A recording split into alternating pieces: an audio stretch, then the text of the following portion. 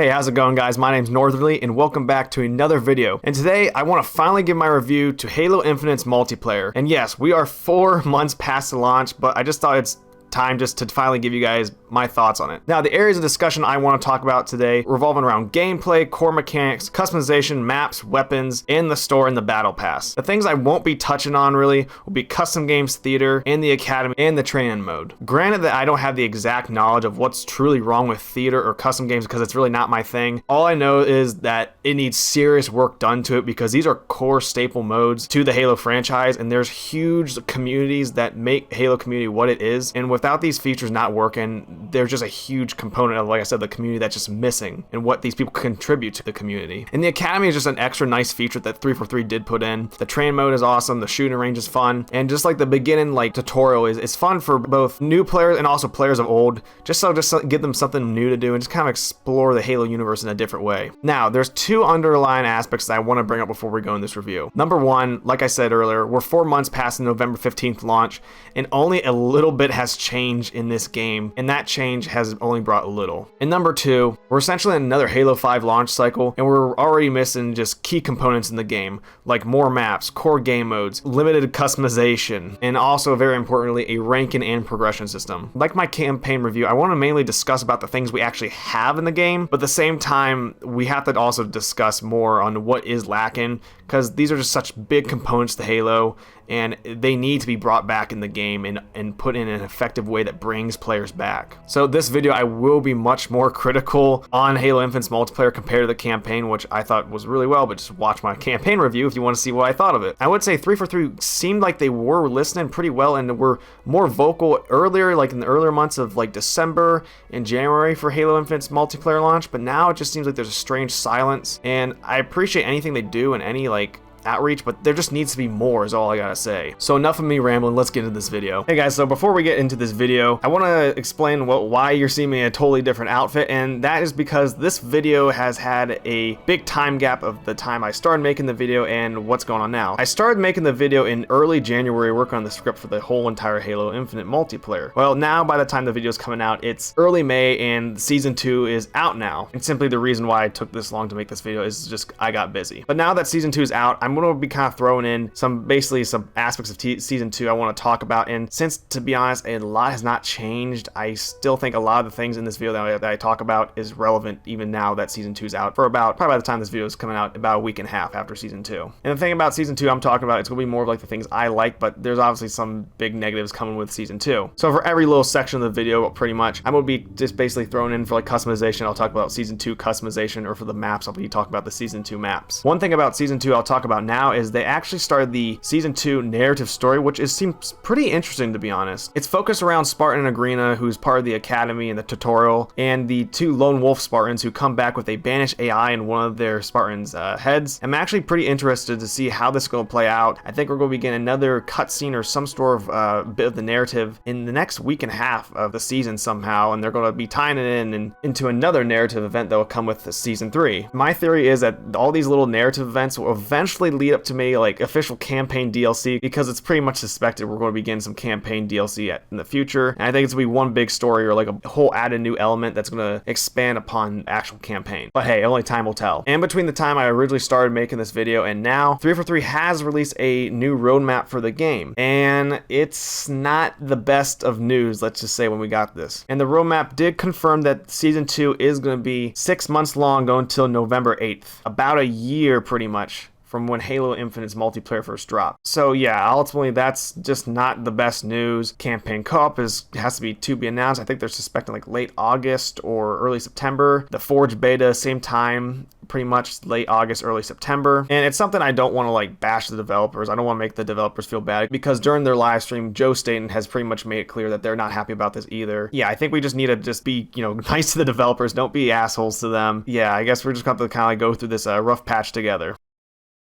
So ever since 343 has took over the mantle of responsibility in creating Halo games, they have struggled to make a multiplayer experience that has catered to Halo fans and respecting Halo's identity. Halo 4 was 343's first Halo game, and the multiplayer unfortunately didn't land that easy, due to its design seeming to focus more on elements of Call of Duty by featuring customizable loadouts for multiplayer and ordnance drops acting like kill streaks in multiplayer games. Halo 5's multiplayer, on the other hand, came around a time when advanced movement shooters were the recent craze in the first-person shooter market, with games like Titanfall, Call of Duty, having their takes on these movement mechanics as well. And Halo 5 experimented with the advanced movement system, and they did it pretty well. However, it didn't really feel like a true Halo game. It just felt like another shooter wearing a Halo skin. Skinwalker Halo edition, if you will. With these issues at hand of having two multiplayers that didn't cater to Halo fans and the Halo's identity, 343 had some work to do with the next iteration of Halo's multiplayer experience. And here comes Halo Infinite, and my God, does this feel like a Halo game. Right now, for the most part, Halo Infinite's multiplayer seems to be universally agreed to be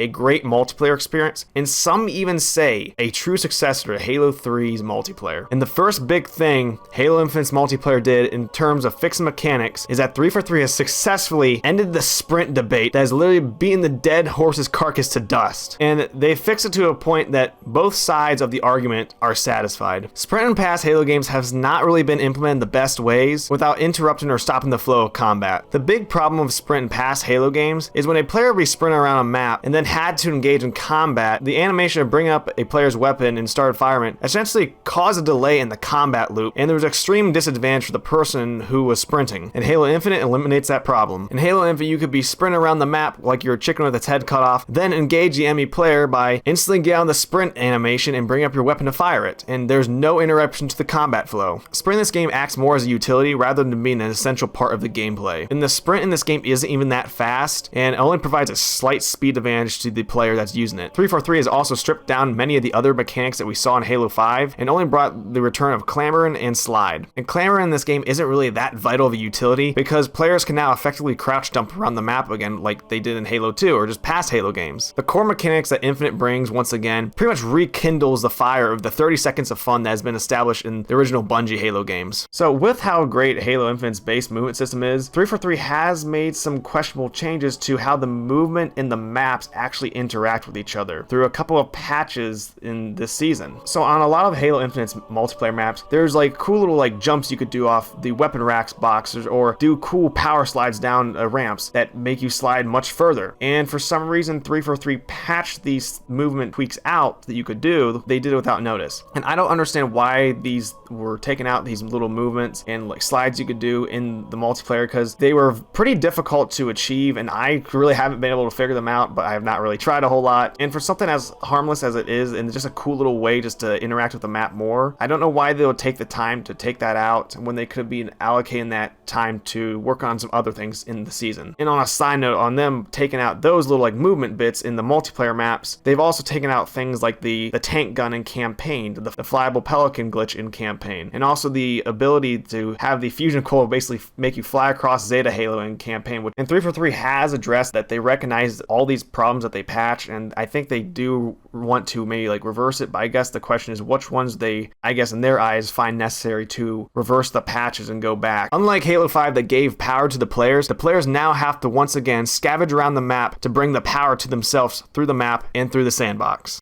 The sandbox that Halo Infinite's multiplayer gives us continues Halo to finally rediscover itself after its identity crisis during Halos 4 and 5. The return of equipment adds on to the core mechanics that the game gives you and brings enhanced movement in a limited use way by being pickups on the map. For example, a grapple shot only has 5 shots to it, and with this limited use, it doesn't really break the gameplay if it would have unlimited uses to it. Equipment such as the thrusters, repulsor, and the grapple shot essentially add on to the base mechanic layers of the game without giving you these items at the start of the match. The other equipment such as the threat sensor and the drop wall are nice to use as well, and the drop wall can be very helpful in intense firefights during ranked gameplay and also big team battle. My only suggestion to 343 is that they add some neutral equipment in the future just to give us a little bit more to do and just kind of spice things up a little bit. Like I said during my campaign review of Infinite, I still think that the grapple shot is one of the best items that 343 has ever added into Halo's sandbox, and I think it works just as well in the Sandbox or Halo Infinite's multiplayer. For example, the grapple shot is pretty much a trick shotter's dream in Halo, because on a map like Live Fire, you could pretty much grapple your way up to the top of the map and do 360s and just perform awesome trick shots. As you can see here, I'm no FaZe member, but I was able to pull off some pretty cool shots with the skewer while playing Fiesta on Live Fire. The grapple shot can also be useful for pulling weapons over to you, grabbing an object like a flag in CTF, quick maneuverability around the map, and also acquiring and hijacking vehicles. But that's where the double-edged sword of the grapple shot comes into play, and let me explain kind of what I mean. You see, the hijacker using the grapple shot is a blast of serotonin to the mind when you earn the grapple jack medal and also hear Jeff Steitzer's voice say grapple jack. And for the hijack, it's absolutely frustrating. Not because it happened that you got hijacked, it's just too easy to get hijacked by the grapple shot. For vehicles like the Ghost, Warthog, and Mongoose, Wasp, and Banshee, a player can essentially get an instant grapple jack on those vehicles for the most part. And this aspect makes the Banshee even less desirable to use, but we'll get to more about the Banshee later. Now, keeping this instant grapple shot hijack in mind, let's pivot to the heavy vehicles like the Wraith and the Scorpion. So with how easy it is to board a vehicle with a grapple shot, I have thought while playing Infinite's multiplayer, well, if using a grapple shot to hijack vehicles is that simple, then I can surely deal with Wraiths and Scorpions easily by grappling onto them and placing a grenade to get a one-shot kill. Wrong. Momentarily. When you grapple onto a Wraith or Scorpion on this game, you still have the ability to place a grenade on the Wraith or Scorpion, but it only does a moderate amount of damage to it without giving you the instant kill like the past Halo games did. And by thinking of this idea, it's a perfect counter to the grapple being an absolute menace to heavy vehicles. Well, let's just say in a situation you grapple onto a vehicle, place a grenade and damage it, and then you have a few shots left with your grapple shot afterwards. So, with that being said, you can completely redo the process with ease, more than likely due to how easy it is to board a vehicle with the grapple shot equipped. Now, the big picture here isn't blaming the grapple shot. It's more blaming how easy the grapple shot is to use against these heavy vehicles that in big team battle, you don't get a lot. I think having the area that the players have to aim to in order to get a grapple jack, 343 needs to make that box smaller, so it's both more satisfying for the player using the grapple jack, and also the vehicle is a little bit more viable to use. Now, speaking of vehicles, because there is plenty to discuss, if you watch my campaign review, you probably have heard some of my complaints towards the vehicle sandbox. While talking about the grapple shot, I made mention how some vehicles like the Banshee are pretty much on the weak side. The Banshee is weak in terms of his overall health and can get gunned down very quickly, so that's one reason why it's very unviable to use. And also when you stack how easily it is to get grapple shotted, it's even more unviable. The Brute Chopper is also a very awkward vehicle to use, and it flips way too easily, making players want to ditch it or use something else like a Ghost. Another issue I pertain to the vehicle sandbox is related specifically to the big team battle and vehicle spawning. Now this is going to be a little off topic because I'm talking more about game mode, but it kind of ties into the vehicle sandbox.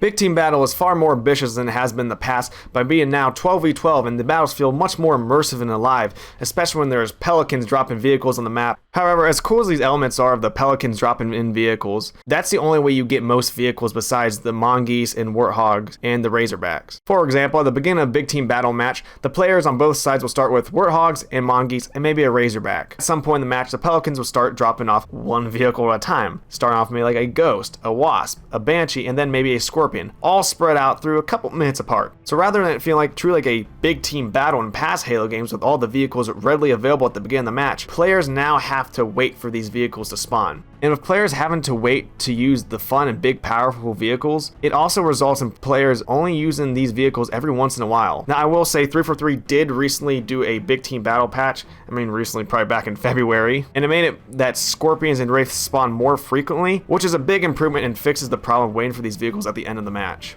My suggestion is for like vehicles like the Scorpions, Banshees, and Wasps, have weapon pads that still spawn these vehicles at the bases, but still every once in a while you still see a Pelican drop in these vehicles at the same time just to add to that awesome immersive experience. I also think it's worth mentioning that this vehicle sandbox in Halo Infinite just feels very lacking. The vehicle sandbox has always been one of my favorite aspects of the Halo game, and especially seeing like what new vehicles Halo is going to bring with this iteration. And unfortunately in Halo Infinite, we didn't get any new vehicles, just maybe a new iteration of a existing vehicle, the Razorback and the Warthog, or just a return vehicle with that being the Brute Chopper. The Razorback, which is probably one of my favorite vehicles in Halo Infinite, it's really awesome because it really reminds me of the Trip Hog from Halo 3 and just a much upgraded version of it, but at the same time the whole concept of the Razorback, it's something we've seen in the past before, so it doesn't really offer anything new to us. All I can say with Halo Infinite being a live service game, I hope in the future we see vehicles like the Skiff to be added, as well as fan favorites like the Falcon, the iconic Halo 2 Spectre, the Revenant, hell, even the damn forklift from Halo Reach.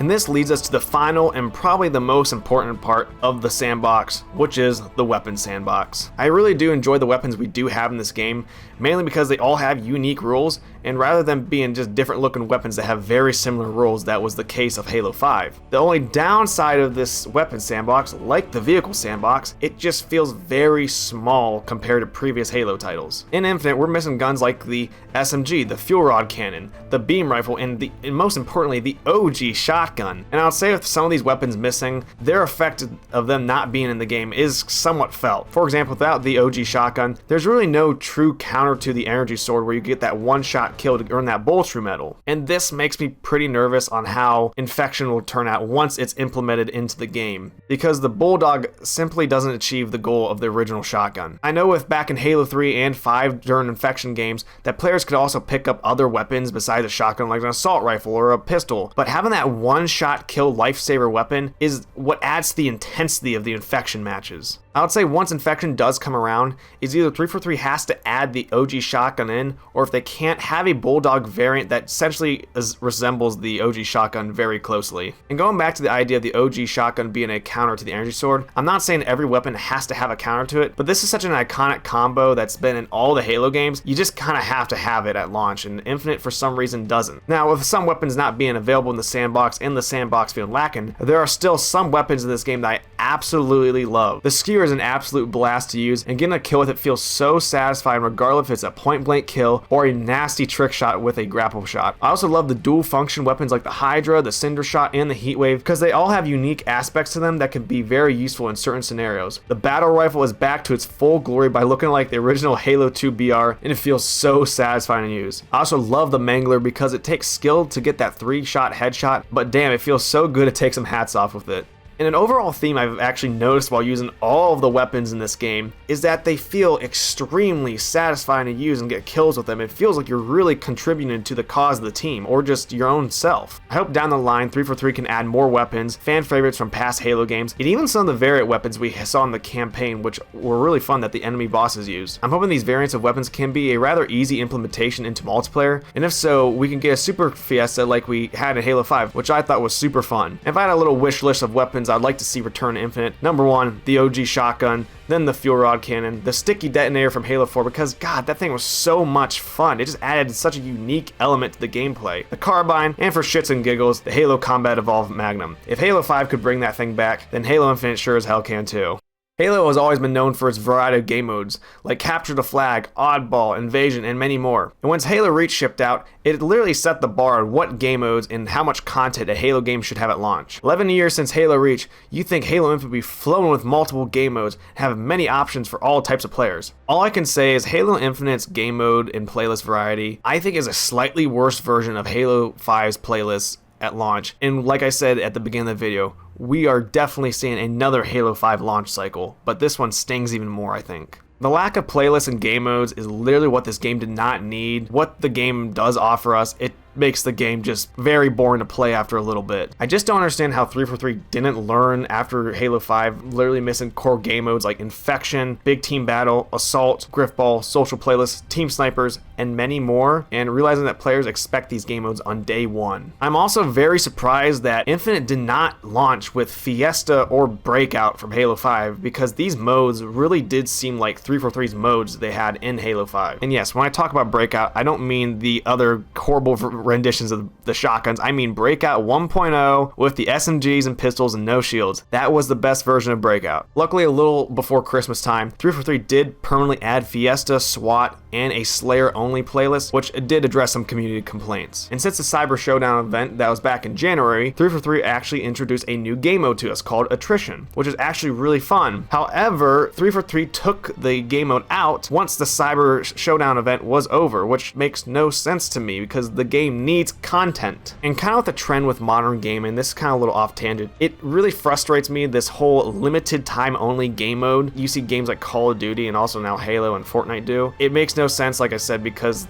we need the modes, so make this permanent. 343 has stated that they will bring back attrition and plans to do some tweaking to it, but I wish they could have just left it in the multiplayer and just updated it when they had the updates ready for it. I'm also happy that 343 did have Big Team Battle and Infinite on day one, and some new modes like Total Control and the revamped Stockpile mode that was in Halo Reach, and I did not know that. And these are very fun modes for the most part. I really can't say much about Halo Infinite lacking these game modes, but simply 343 has to get the ball rolling and shipping out these game modes and do it in a manner that doesn't take too much time. If 343 takes too much time adding these game modes to Infinite, players are going to stop playing the game and go on to other FPS games that they rather play that have more content. And unfortunately, we're already seeing this happen. And also, 343 cannot focus on releasing a new mode like Infection, for example, during a Fracture event or new season just to get one game mode out. These game modes need to be prioritized and need to be coming out on updates like the mid-December one, but on a larger scale. A few modes that we do need to see come within the few months should be Infection, Assault, Team Snipers, Team Objectives, and hopefully some of the modes we've seen in Halo Infinite's files and achievements like Extraction, Juggernaut, and Elimination. So Season 2 actually brought a decent amount of new game modes and playlists that are going to be coming and that are already here. Right now for the beginning of the season, we have King of the Hill and Last Spartan Stand being the new game modes, and later in the season, it's some midpoint or around the end, I'm not really sure, we'll begin Land Grab as the other game mode. I think for King of the Hill, it plays okay in this game, and compared to how it played back in past Halos, you get 1 point per capture in King of the Hill, and it feels more like territories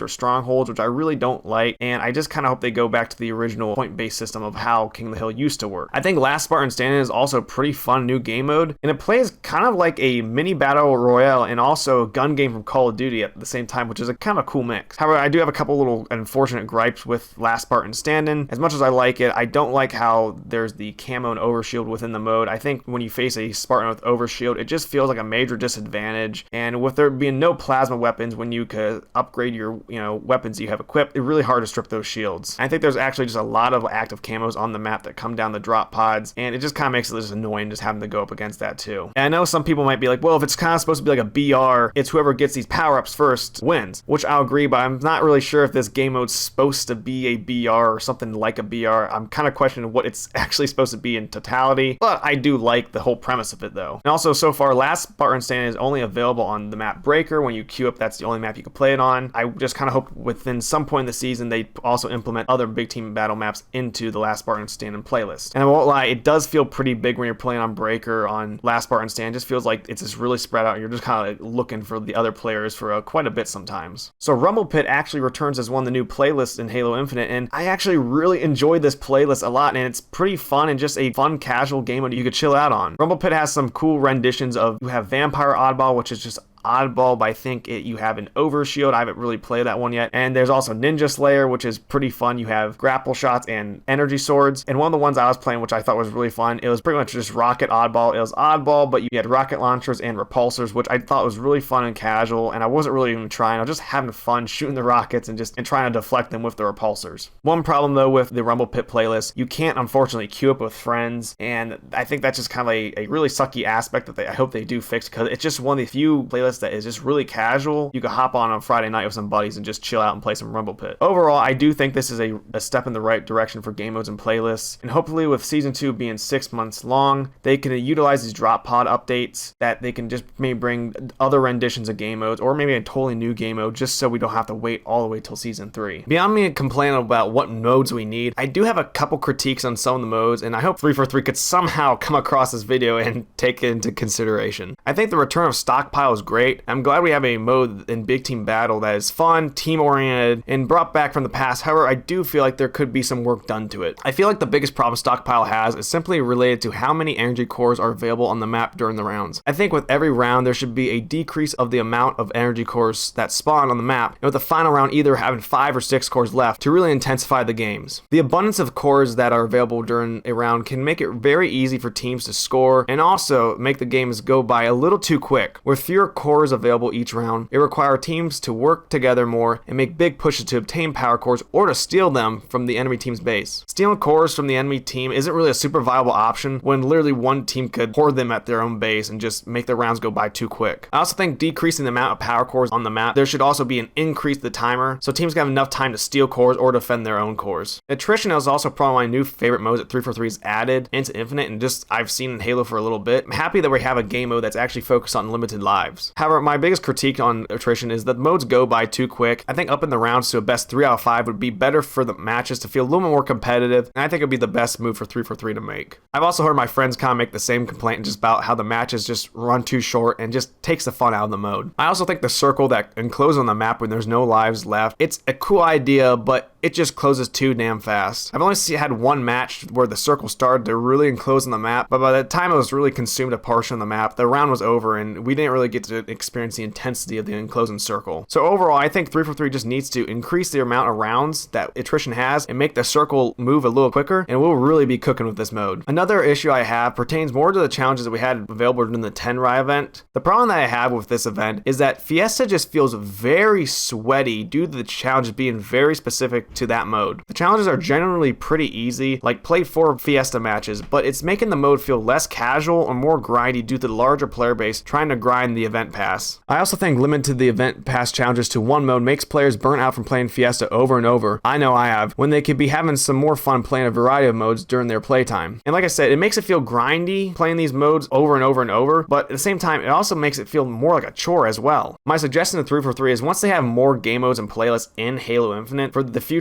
event passes, that they could expand the challenges rather from one mode, but maybe like 2 or 3 game modes. So going for these challenges feels less grindy and redundant by playing the same game mode like Fiesta over and over. And some of the positives I have with the game modes that we do have in this game particularly pertain to how they play out in big team battle. I think having the flag move to different spots throughout a big team battle map after a capture really makes the mode feel fresh and is an innovative idea I never thought of being done. I also think total control is an absolute blast to play, and the rotating objectives makes the gameplay far more interesting than territories or strongholds. And I also love that Fiesta is also including the vehicles and equipment from the Sandbox into the mix. I just think it allows players to experiment more and also just have more fun.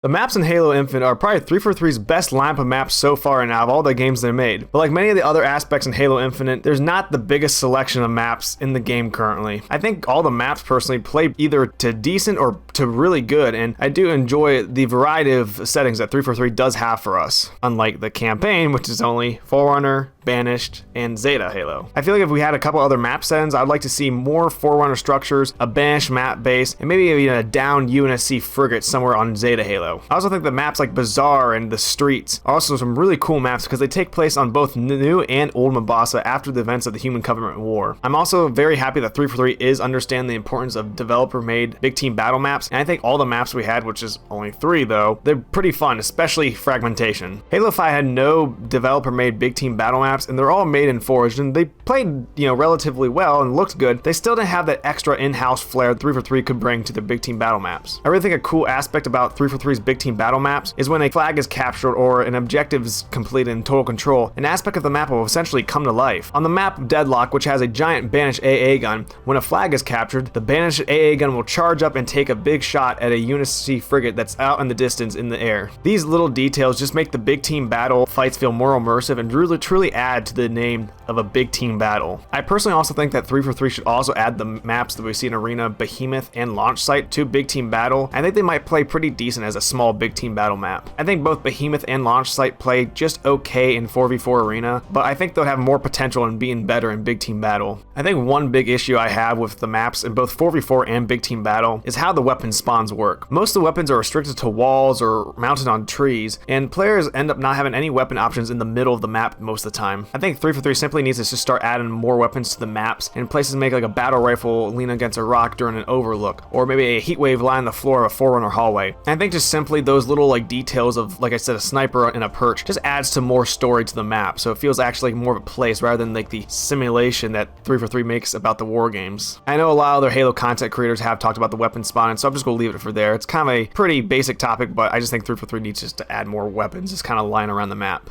As of right now, my favorite maps in Halo Infinite is probably one of them is definitely Recharge due to its good asymmetrical layout and leveling, especially with how it interacts with the grapple shot. It just adds a lot of fun gameplay elements. I really do love Behemoth because it's probably 343's best map they ever created. Taking place at a Forerunner building in Zeta Halo's desert is just absolutely beautiful. It reminds me so much of like Citadel from Halo 3, and I also love the map fragmentation because it plays and looks like an old Bungie era map from Halo Combat Evolved, and definitely not as big as Halo Combat Evolved maps. And like I said earlier, I think Launch Site is actually a pretty decent map, but I still feel that it has more potential if it was a big team battle map rather than a 4v4 arena map.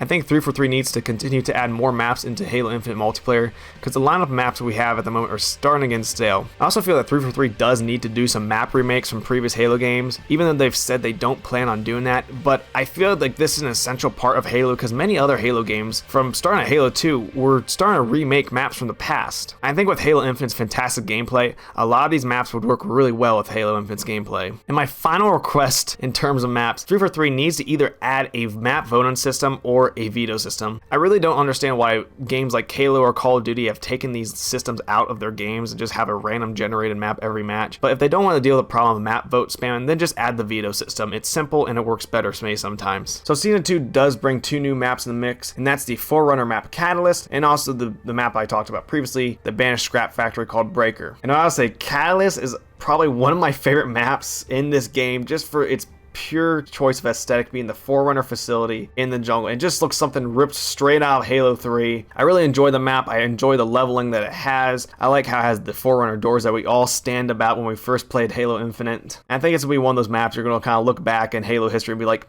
that was a pretty map right there. Breaker for me isn't that bad of a map. I've only played it in Last Spartan Stand. I haven't really been able to queue it up yet in Big Team Battle. I definitely think it's a cool outlier map within the Big Team Battle map mix up because the other maps kind of have the green looks with the the trees, the rocks, and the water. While Breaker is just this really gritty like orange and red and gray map that just kind of like different compared to the other ones. To me, Breaker really has the gritty feels I think that some of the Halo 2 maps have, especially like burial mounds. I mean, that's what I was really thinking when I was playing on the map. Like, this reminds me of burial mounds.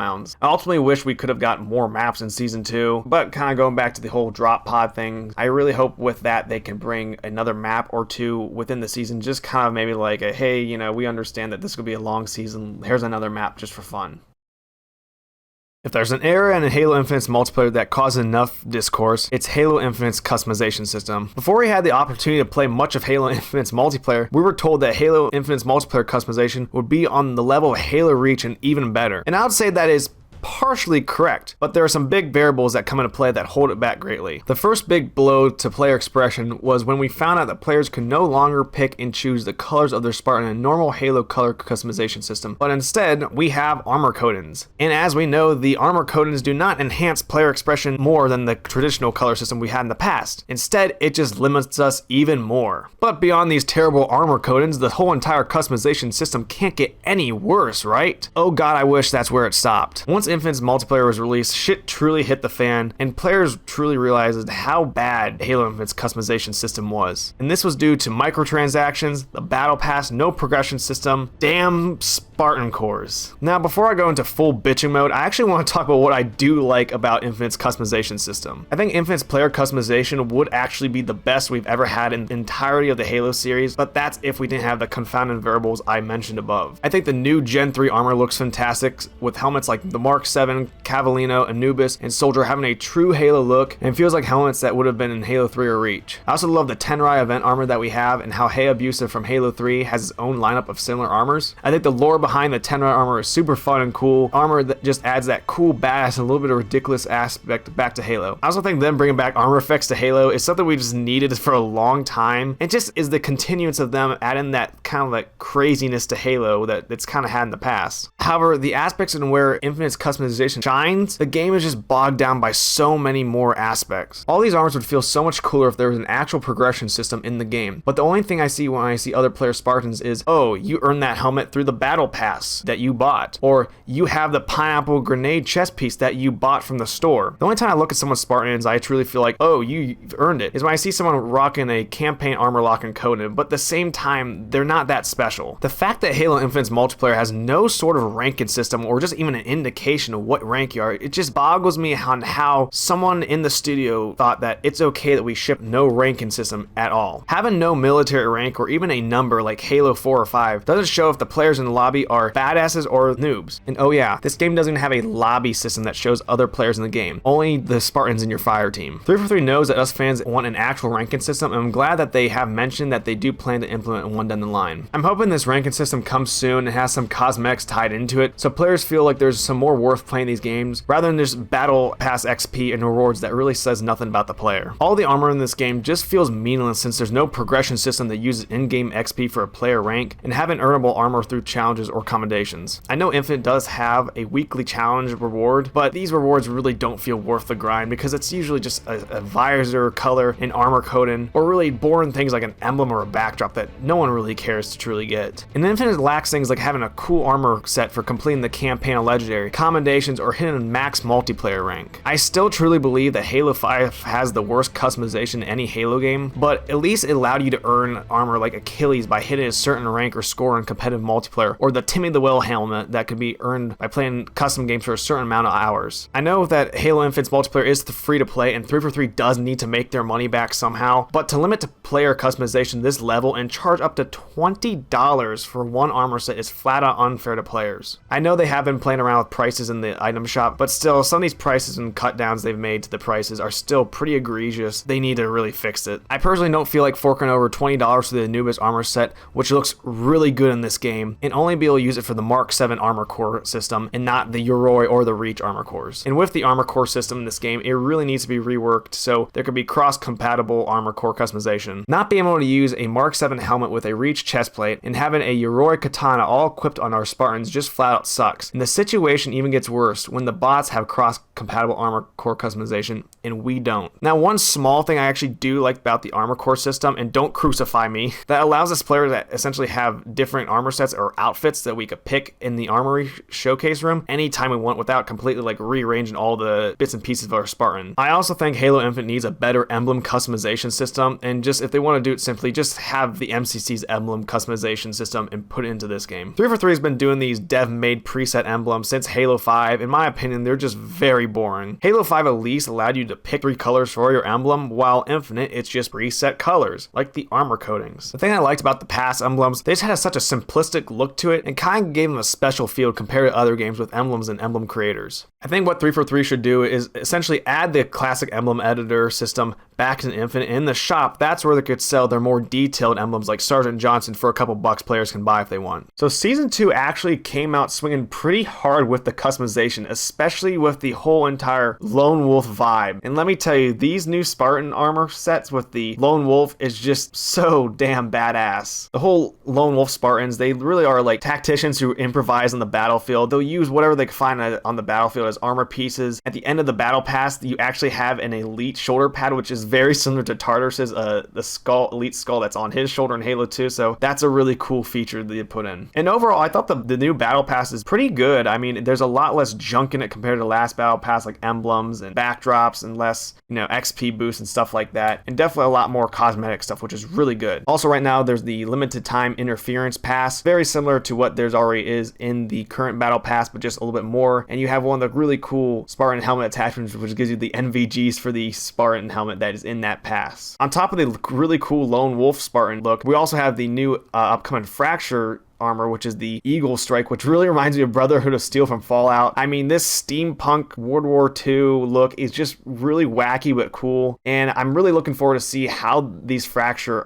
event passes are going to be evolving throughout the lifetime of Halo Infinite. Also, some very good news. During the Season 2 live stream, 343 has stated that they do plan on getting rid of the armor cores and just going into more of a traditional armor customization system, but they did say this will take some time. The first thing they said they're going to tackle while getting rid of the armor cores, they're going to have it first could be helmets, visors, and armor coatings that could be cross-compatible with the armor cores. Other things like shoulder pieces, knee guards, and also chest pieces, that will take a little bit longer. And they said they're not really sure how it's going to also work with the Tenrai armor because it's on a different template, and they're not really sure if that's going to be one of the few things that can't be cross-compatible. But I think this is great, and I think this eventually leads for some really crazy customization. 343 has a ton of work that needs to be done to improve player customization and how it ties into the in-game store and a progression system that we need very soon. Here's a few things I think 343 should do to improve the overall customization system and tying it into the store and progression. Now, these are going to be in no particular order, and these are just going to be suggestions from a person who has no idea about game development or from a business standpoint with video games. Number 1, allow cross-compatible armor customization. If the bots can have it, we should have it. 2, implement a basic classic Spartan coloring system that allows players to pick primary and a secondary color for their Spartan, while armor coatings can be more detailed looks for Spartans in the form of armor textures like a really shiny paint job or more HCS armor coatings. Bottom line is the players can pick the colors of their Spartan in a traditional way, and also 343 can still make their money in a store. 3, like I said earlier, just add a classic emblem customization system like the Master Chief Collection has, and also 343 can sell their more detailed emblems in the shop if they want. 4, ship out a ranking and progression system that is very similar to Reach and have in-game commendation that gives players XP and customization rewards. 5, lower the prices of the store to be more appealing to players than charging $20 for an armor set. Like I said, I know 343 has been lowering the prices for the stuff and selling individual helmets, but they still need to make these more player friendly as possible. And 6, take out a handful of in-game store cosmetics like armor and making them earnable. And to make up for this loss of removing some armor pieces from the store, they could add cool cosmetic emblem packs, super detailed armor coatings that have cool textures on them, and even more AI voice announcers that could add some really fun moments to the multiplayer. And these voice announcers can be other characters in the Halo universe like Mendicant Bias, maybe Sergeant Johnson, or have celebrity voice announcers for multiplayer games. Shit, Call of Duty Ghosts had frickin' Snoop Dogg be your announcer. Another idea I had that 343 could add to something that could be purchasable from the store is to add more Spartan armor spaces that the player can have in the armor hall. Let's say by default, the player has 8 different Spartan armor sets and they can customize any way they want to, and essentially be different outfits they can have on display and pick which one they want to wear anytime. And where this idea comes into play, 343 could sell an additional 8 armor sets or so to players so they have more outfits available to them. And where this idea stemmed for me is in the in-game store during Call of Duty Ghosts, they sold additional weapon classes that gave players more class spaces that they had originally. I'm hoping 343 will implement most of these features in the future, and I feel like they will, but doing so in a timely manner is probably the most important part so players just don't drop off and stop playing the game and the numbers go really low. But also they have to take their time to some extent so they don't rush content and also meets the player expectations.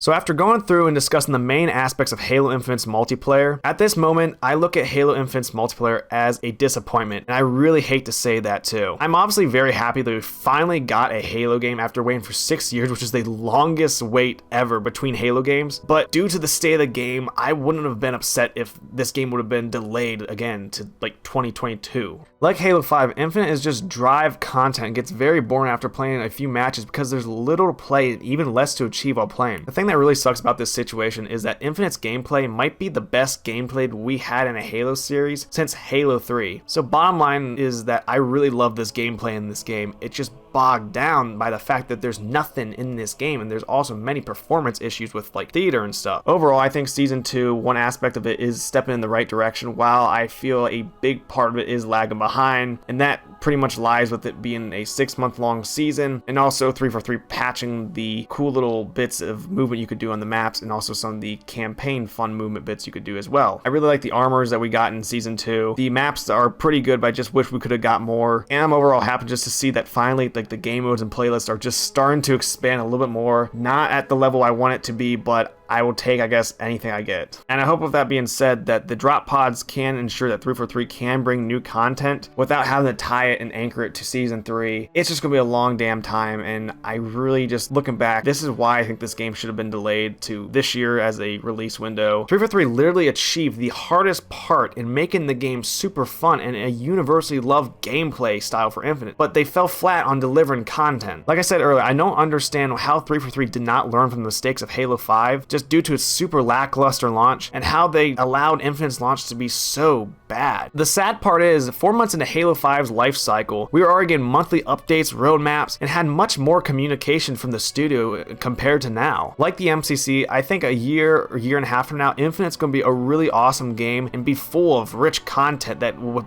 have plenty to do. However, with that wait, how much of the player base are you sacrificing? I truly felt like this year was the year Halo Infinite was going to shine, especially over other shooters like COD and Battlefield, which had also very rocky launches, and for a moment it did outshine them. And I think this would especially be Halo Infinite's year, considering that it was launched on a brand new Xbox and also PC for the first time. It seems like that Halo Infinite's multiplayer is just another victim of modern gaming and its practices, and how these massive titles that had all the resources to make them content rich are becoming more boring and dry year by year, launch by launch. And we could definitely look at the pandemic as a definite factor, but still I feel a delay would have been much respected, and it could at least led us to Infinite's multiplayer launching at reach level of content. And I know it's most important like about what the actual community feels about the game, but there's something that's not as fun, just maybe like the small community feel like it's getting much smaller and playing the game. There's something fun when there's actually a buzz talking about Halo Infinite, and you could maybe talk to someone at school, you might hear them talk about Halo and you could kind of chime in and talk about it. But also 343 needs to have almost a revamp or a soft relaunch of Infinite's multiplayer to bring players back by doing a massive content drop or bringing a new big mode like a Battle Royale. Now I will say this, before we bring a Battle Royale, let's prioritize on bringing what makes Halo Halo first, and then we can have a Battle Royale, which I won't lie, that'd be dope. And there's also some like new leaks or reports that the Infinite is getting a big mode somewhere down the line that is looking like to be a mix between a Battle Royale and also Halo 5's Warzone, so it should be kind of interesting if it kind of plays out that way. So for now, I'm not going to be really playing Infinite's multiplayer as much as I would regularly until there's more content that comes. But of course, I'd be very eager and supportive of what 343 has to bring to us when it comes.